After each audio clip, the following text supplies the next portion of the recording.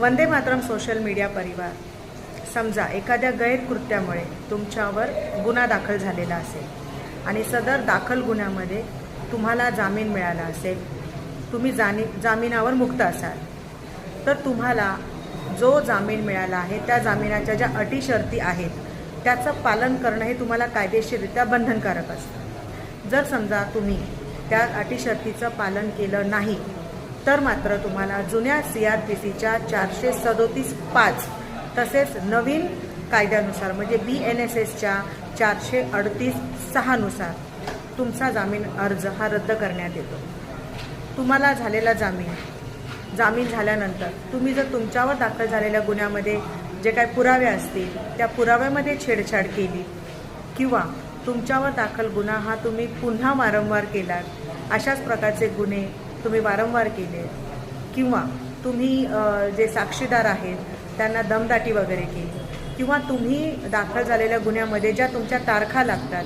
कोर्टामध्ये तुम्ही गैरहजर राहिलात, तर मात्र तुमचे समन्स, तुमचे वॉरंट निघून तुमच्यावर पुन्हा कारागृहात जाण्याची पाळी येऊ शकते। तर लक्षात ठेवा की जर तुमच्यावर गुन्हा दाखल झाला असेल तर तुम्ही मात्र तुमच्या कोर्टाच्या ज्या तारखा असतील त्या नियमितप्रमाणे तुम्ही त्या अटेंड करा, हाजीर राहा त्या तारखांना, किंवा तुमच्या गुन्ह्याच्या संदर्भात जे काही साक्षी पुरावे असतील त्याची छेडछाड त्याला करायला नाही पाहिजे, किंवा तुमच्या गुन्ह्यामध्ये काही साक्षीदार असतील त्यांना दमदाटी नाही करायला पाहिजे, किंवा तुम्ही अशाच प्रकारचे गैरकृत्य गुन्हे हे वारंवार केले नाही पाहिजे। म्हणजे तुमच्यावर जर वारंवार गुन्हे दाखल होत असतील तरीसुद्धा तुमचा जामीन अर्ज हा रद्द करण्यात येतो। किंवा जर तुम्ही कोर्टामध्ये ज्या तुमच्या तारखा लागतात, तुम्हाला कोर्टामध्ये पेशी असते, हाजीर व्हावं लागतं आणि त्या तारखांना तुम्ही पेशीला आलात नाही, हाजीर राहिला नाही, तेव्हासुद्धा तुमचा जामीन अर्ज जुन्या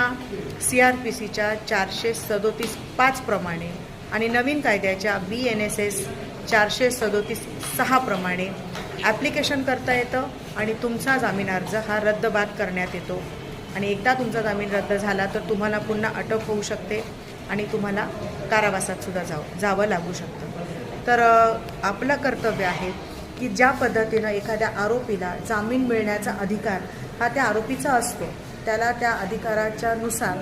आणि माननीय न्यायालयाने त्याला जामीन दिल्यानंतर ज्या त्या सगळ्या अटी शर्तीचा पालन करणं हे न्यायाने बंधनकारक असून त्या जामिनावर मुक्त झालेल्या आरोपीस अशी सगळ्या अटी शर्तीचं पालन करणं हे बंधनकारक आहे। त्याचं